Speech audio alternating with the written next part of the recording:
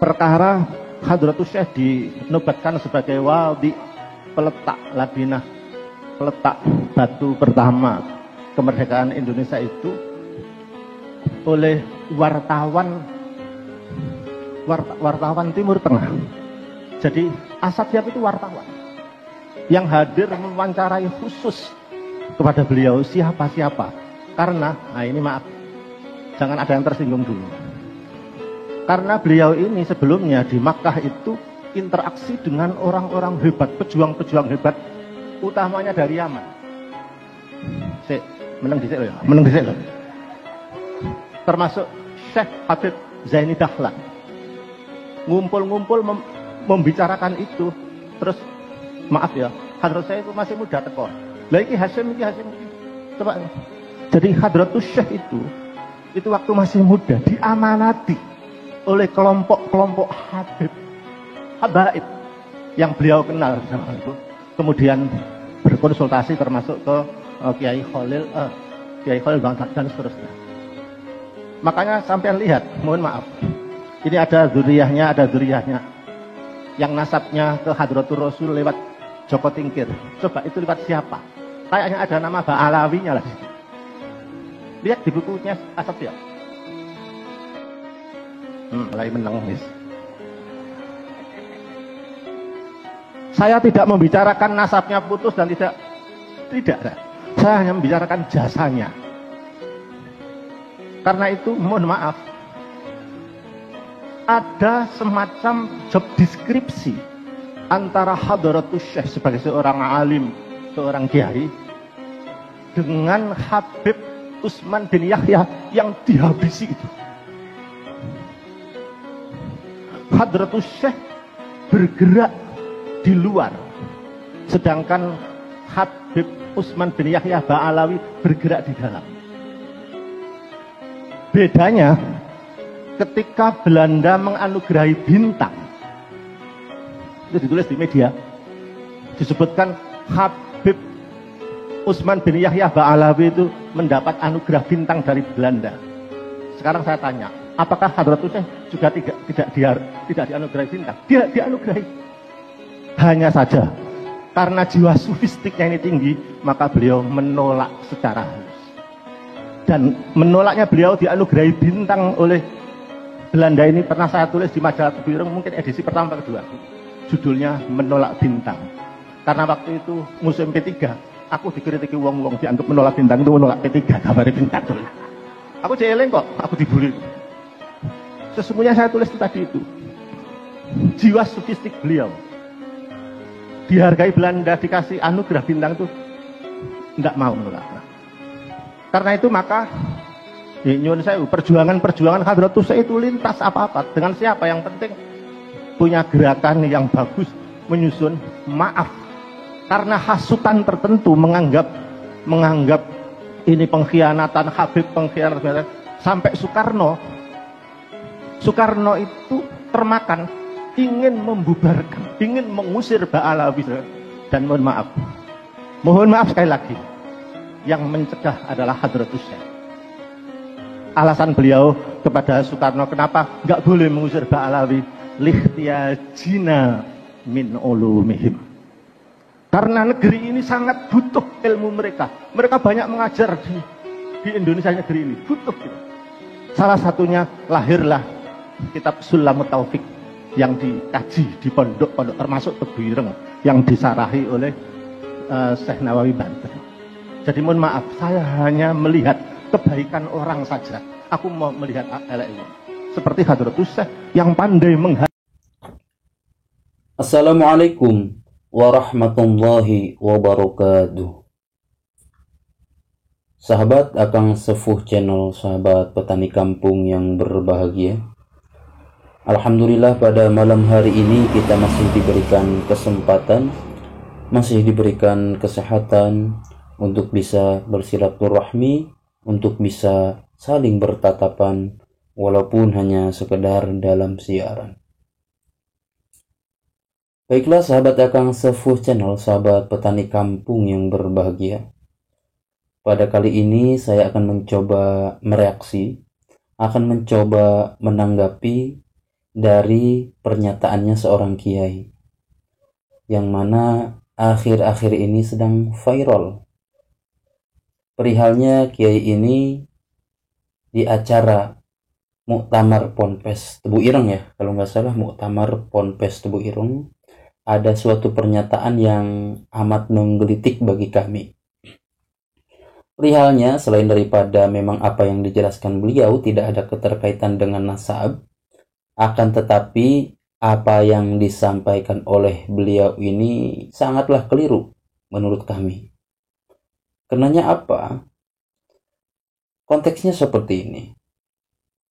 Ketika kita akan menyampaikan sesuatu, entah itu perihal sejarah, entah itu perihal riwayat, entah itu perihal hikayat dan sebagainya, ya intinya berkaitan dengan historis, seharusnya sebelum memang disampaikan kepada khalayak umum, pribadinya sendiri harusnya memahami, pribadinya sendiri harusnya paham akan tobakot, pribadinya sendiri harusnya paham akan keadaan tersebut. Tidak ditelan mentah-mentah, akhirnya disampaikan dengan penyampaian yang latah. Itu tidak bisa ditoleransi.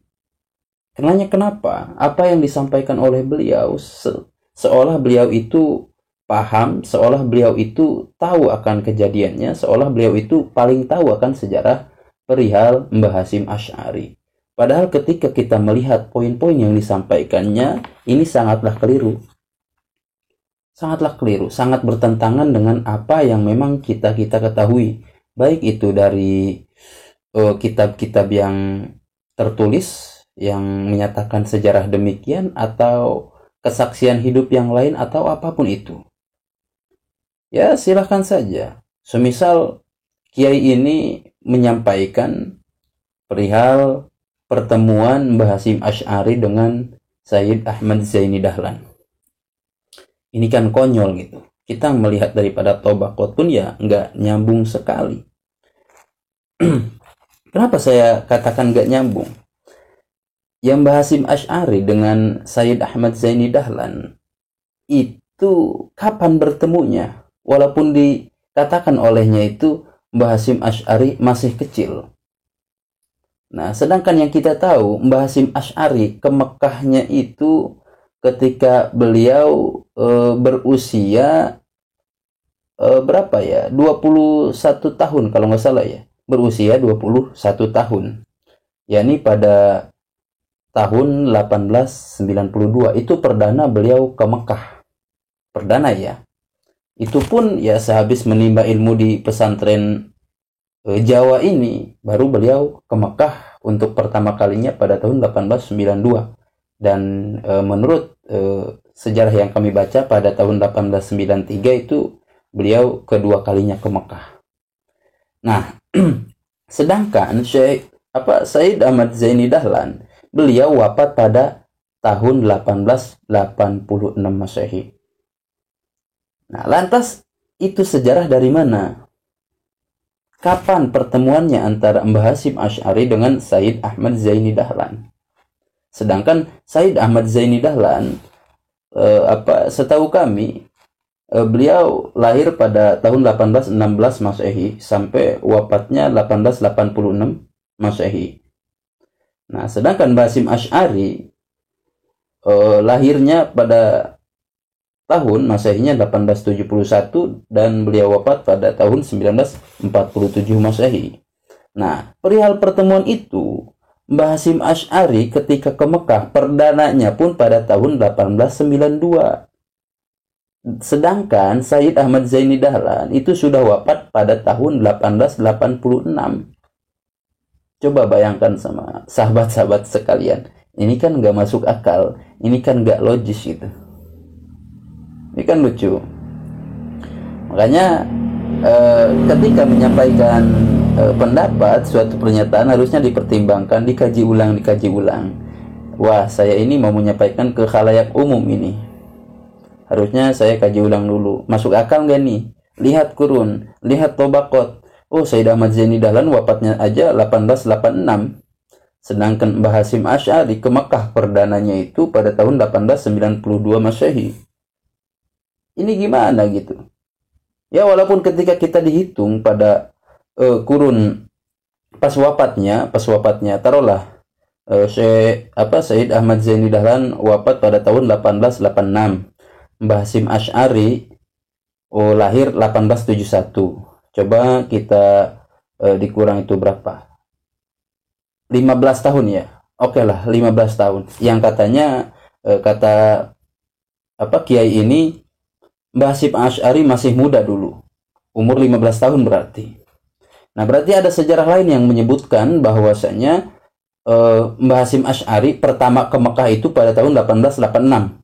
Kalau kita menghitung ya bertemu dengan Sayyid Ahmad Zaini Dahlan, dan itu tahun di mana Sayyid Ahmad Zaini Dahlan tersebut wafat ya. Apalagi kalau dikurangi semasa hidup itu semisal tahun 1880 ataupun 1870 dan sebagainya.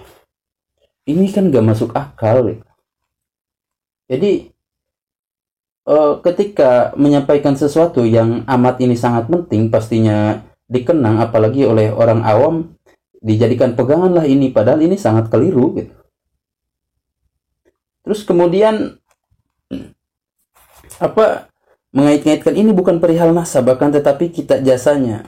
Ya, kami tahu ini sedang mengingat jasa, akan tetapi di Indonesia sekarang adanya polemik nasab, lagi panas adanya polemik nasab. Harusnya Anda memfilter.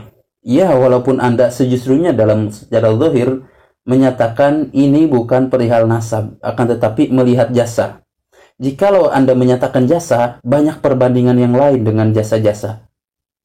Tidak dengan hanya sekedar jasa siaman itu, tidak dengan jasa habaib, kan itu. Harusnya ada pemikiran lagi, oh saya hati-hati. Saya walaupun ngomongin tentang sejarah ataupun ngomongin jasa, pasti bersinggungan dengan nasab.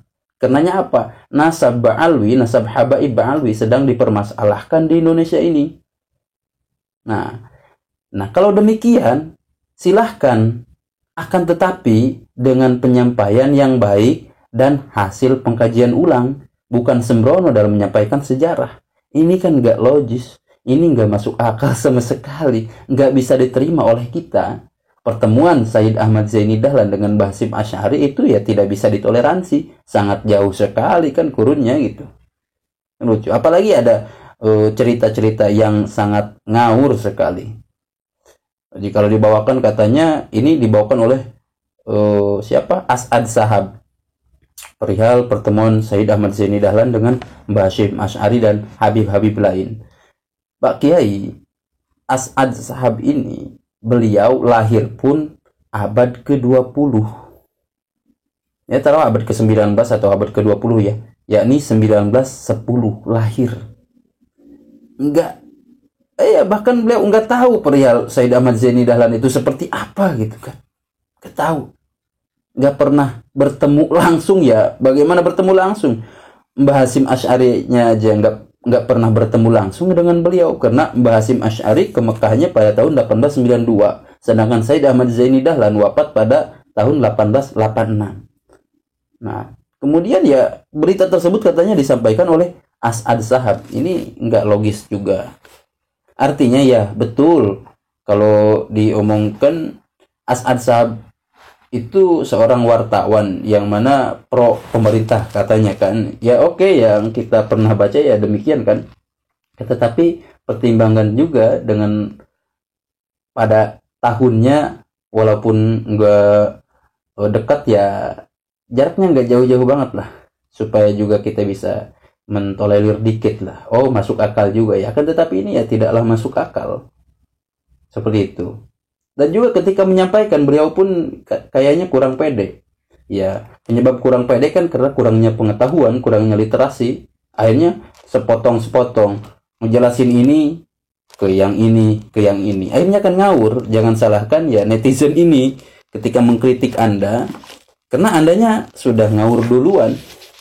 Nah, dalam hal ini saya berpikiran bebas, saya mengkritik ya siapapun itu, tidak melihat oh dia itu kayak ini ya, tidak. Dalam hal sejarah siapapun itu ya pasti ada kelirunya, terkecuali menyodorkan referensi. Seperti itu saja.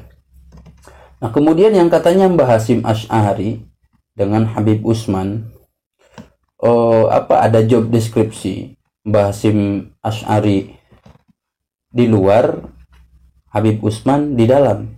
Kalau enggak dibalik kali ya. Saya lupa tadi. Nonton pas awal doang. Jadi nanti videonya saya suguhkan di awal aja ya. Videonya saya suguhkan di awal. Perihal pernyataannya seorang kiai yang memang menyampaikan suatu sejarah yang amat keliru, yang berkecimpungan, yang tak berlandaskan referensi dan juga tak logis, tak bisa diterima lah oleh akal sehat kita, terkecuali memang oleh para mukibin, yang mana ini kan sesuai emosionalnya, baik salah ataupun itu hoax, yang penting ini sesuai keinginan kita, sefrekuensi dengannya, seolah ini membela para habaib ba'alwi gitu kan, seperti itu. Apalagi disampaikannya di forum muktamar Tebu Ireng, yang mana ya berkaitan langsung dengan Mbah Hasyim Asy'ari. Ini dijadikan alat oleh mereka-mereka, padahal yang disampaikan oleh kiai ini ya sangatlah keliru gitu. Makanya saya pun minta silahkan Pak Kiai klarifikasi apa yang disampaikan Pak Kiai. Ketika menyampaikan ya demikian, siapa yang mau percaya, terkecuali oleh mereka-mereka. Klarifikasi referensinya mana gitu kan. Terus kemudian ada yang disampaikan olehnya, katanya Mbah Hasyim Asy'ari itu masih beliau tadi nasabnya masih ke Ba'alawi. Lagi-lagi kiai ini keliru besar. Katanya kan Mbah Hasyim Asy'ari nasabnya masih ke Ba'alawi lewat jalur Joko Tingkir. Emang ada lewat jalur mana lagi Mbah Hasyim Asy'ari selain daripada Joko Tingkir? Ya yang sering kami baca kan memang Mbah Hasyim Asy'ari lewat jalur Joko Tingkir. Nah, jikalau kita melihat apa yang ucapkan Pak Kiai, seolah Mbah Hasyim Asy'ari ada jalur lain yang bukan dari Joko Tingkir. Nah, itu poinnya. Nah, ketika Pak Kiai ngomong, lihat di Mbah Hasyim Asy'ari masih keturunan Ba'alwi dari jalur Joko Tingkir. Memang ada jalur yang lain. Nah, sedangkan dari jalur Joko Tingkir, ya kita tanggapi aja dulu. Dari jalur Joko Tingkir itu bukan Ba'alwi Pak Kiai. Dari jalur Joko Tingkir itu nyambungnya ke Said Musa Al-Kazim. Seperti ini boleh saya sebutkan. Jadi Mbah Hasyim Asy'ari, Hadratus Syekh Muhammad Hasyim Asy'ari bin Mbah Asy'ari, Ponpes Keras Jembang, bin Muhammad Abu Syarwani, bin Abdul Wahid Salatika, bin Zumali Mbah Tuyuhan, bin Abdul Halim, bin Abdurrahman Sambulasem, bin Pangeran Keputran Sumo Hadiningrat, bin Abdul Halim Pangeran Benowo II, bin Abdullah Pangeran Benowo I, bin Abdurrahman Sultan Hadiwijaya Joko Tingkir. Nah, di sini Joko Tingkir. Oke, kita lanjut ke atas. Abdurrahman Sultan Hadiwijaya Joko Tingkir bin Abdul Aziz Ki Ageng Kebo Kenongo, bin Abdul Fatah Adipati Pengging Sepuh, bin Ishak Pangeran Petak, bin Muhammad Kebungsuan Syamsu Tabriz, bin Jamaluddin Akbar, bin Mahmud Nasiruddin Mahmudinil Kubra, bin Jalaluddin Husain, bin Ahmad Al-Kabir, bin Husain Jalaluddin Al-Bukhari, bin Ali, bin Jalaluddin Husain, bin Ahmad Al-Kabir, bin Husain Jalaluddin Al-Bukhari, bin Ali, bin Ja'far, bin Muhammad, bin Mahmud, bin Ahmad, bin Abdullah, bin Ali Al-Ashqari, bin Ja'far Az-Zaki, bin Ali An-Naqi Al-Hadi, bin Muhammad Al-Jawad At-Taqi, bin Ali Ar-Ridha, bin Musa Al-Kazim, bin Ja'far As-Sadiq, bin Muhammad Al-Baghir, bin Ali Zainal Abidin, bin Husain bin Ali, terusnya bin Ali, dan Sayyidatuna Fatimah Az-Zahra binti Rasulillah sallallahu alaihi wasallam. Oh, bukan Ba'alawi kan. Terus Pak Kiai dapat data itu dari Ba'alawi dari mana? Nah, sekali lagi ya jangan asal kecap ya. Ya walaupun kami tahu Pak Kiai menyampaikan demikian pembelaannya kepada para habaib, akan tetapi untuk kali ini ya jangan macam-macam lah ketika membuat pernyataan. Kasihan saya ke Kiai, nanti reputasinya ambruk seperti itu. Karenanya siapapun sekarang yang ketika mengeluarkan pernyataan tanpa referensi membela Habib ya, tentunya membela Habib pasti dikuliti sama siapapun itu ya, terutama oleh pendukungnya tesis ini. Karenanya kita berbicara ilmiah, bukan melihat siapa yang berbicara, oh dia akan sepuh ataupun iman. Ya tidak, ketika keliru ya keliru itu. Seperti itu saja. Dan banyak lagi sebetulnya ya kekeliruan-kekeliruan ya tadi yang disampaikan, apalagi jika kita melihat ceramahnya dari awal. Mungkin ya, karena saya hanya mendapat tadi kiriman di grup hanya berapa 5 menit ya kalau nggak salah itu. Ya yang saya tangkap itu saja. Dan juga seperti ini, barangkali ada kekeliruan yang saya sampaikan, ya mohon dimaafkan lah ya. Karenanya saya juga sama-sama belajar, bukan berarti merasa benar, akan tetapi yang saya dapatkan informasi, sepengetahuan saya selama ini yang demikian, tidak dengan disampaikan oleh Pak Kiai tadi. Jikalau memang ada referensinya silahkan sodorkan. Kami gali bersama referensi yang mana memang dijadikan rujukan oleh Kiai tersebut. Seperti itu.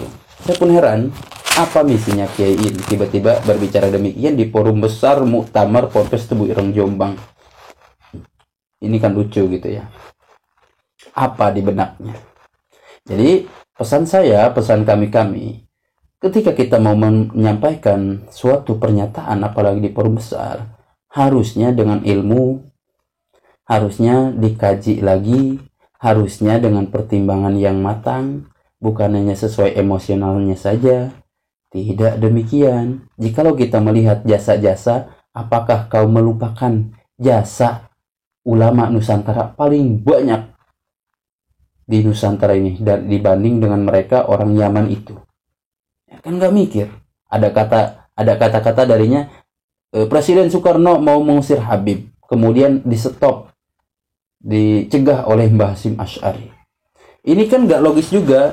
Sedangkan kita tahu kedekatan Mbah Hasyim Asy'ari itu dengan Habib itu ya sangat dekat lah ya, sangat dekat. Atas dasar apa ingin mengusir para Habib? Nah, jika lo tanyakan kenapa para Habib gini, wah berarti ada skandal dong di sana. Itu dengan sejarah yang beredar, mungkin ya ini versi Ba'alawi, kedekatan Soekarno dengan Habib demikian. Bahkan ada bukti video dengan Habib Ali Kuitang ya kalau nggak salah, nggak tahu itu video benar atau tidaknya. Ada juga video dengan yang lain-lain ya, intinya Habib tersebut dekatlah dengan presiden seperti itu. Nah, alih-alih katanya Presiden Soekarno mau mengusir para habaib. Nah, ditanyakan, oke, kalau misalkan Presiden Soekarno mau mengusir para habaib, silahkan sebutkan apa skandalnya, apa kasusnya, apa motifnya, kenapa Presiden Soekarno ingin mengusir para habaib. Oh, karena gini. Oke, silahkan sampaikan. Jangan tanggung menyampaikan sejarah. Sebutkan kronologisnya pun, bukan hanya sekedar mengangkat atas tindakan sekedar matan saja, sekedar teks saja. Kita harus memahami kenapa Presiden Soekarno mau mengusir para habaib dan katanya dicegah oleh Hadratus Syekh dengan alasan kita masih membutuhkan lihtiyajina katanya min ulumihim, masih membutuhkan ilmu-ilmunya para habaib. Sedangkan yang kami tahu ya kita bersambung tidak melalui para habaib. Ulama Nusantara lewat Sayyid Ahmad Zaini Dahlan, itu Sayyid bukan Habib, bukan. Jadi Sayyid Ahmad Zaini Dahlan itu bukan Habib, Pak Kiai. Pak Kiai kan nyebut Habib, saya lupa membahas tadi padahal yang awal pisan ini. Sayyid Ahmad Zaini Dahlan itu Sayyid bukan Habib. Ini bertentangan sekali. Sedangkan Sayyid itu dari Hasan, Habib itu katanya sebelum terbongkar ya kepalsuannya, katanya keturunan dari Syarif Husain. Habib itu merupakan ya kata lain, panggilan lain daripada Syarif. Apalagi dari pendapat kelompok Balwi sendiri, Habib itu ialah syarif yang sudah jadi ulama. Syarif yang sudah jadi ulama itu dipanggil Habib katanya. Ini kan lucu gitu. Nah, sekarang terbuktikan bahwasanya Habib itu cucu palsu, bukan daripada zuriatur Rasul. Nah, sekarang bahas Sayyid Ahmad Zaini Dahlan itu Sayyid keturunan daripada Tuan Syekh Abdul Qadir Al-Jilani, bukan daripada Ba'alwi. Ya, kita taruh langsung ke nyambung ke Tuan Syekh-nya sajalah. Jadi lewat jalur Hasan dari Sayyidina Abdul Qadir Al-Jilani bin Abi Soleh Musa bin Jangki Dausat bin Yahya Az-Zahid bin Muhammad bin Daud bin Musa Al-Jun bin Abdullah Al-Mahdi bin Hasan Al-Muthanna bin Al-Hasan bin Ali. Seperti itu kan? Jadi lagi-lagi bukan dari Ba'alwi. Pak Kiai harusnya baca lagi ya, banyak-banyak membaca ketika mau menyampaikan sesuatu yang intim ini. Oke, mungkin itu saja yang bisa saya sampaikan. Kurang lebihnya mohon dimaafkan. Apabila ada kekeliruan kata, mohon dihapunten, mohon dibenarkan, mohon masukan dan saran. Nah, perlu diingat sahabat, saya di sini bukan untuk menyudutkan, merendahkan ataupun menghinakan, akan tetapi mengingatkan kepada kita-kita semua agar senantiasa mempertimbangkan ketika ingin menyampaikan suatu pernyataan. Apalagi ini dampaknya sangatlah besar. Ini pastinya ada gesekan kan. Saya sih kasihan karenanya ya beliau sudah tokoh ya, tokoh kiai lah ya. Khawatir kena adanya pernyataan beliau seperti itu, yang mana pernyataan tak berdasar, akhirnya banyak yang hujat yang lain. Kalau saya sih simpel-simpel saja seperti itu. Oke, akhirul kalam, Akang Sepuh Channel, petani kampung yang berbahagia. Wallahul muwaffiq ila aqwamit thoriq. Wassalamualaikum warahmatullahi wabarakatuh.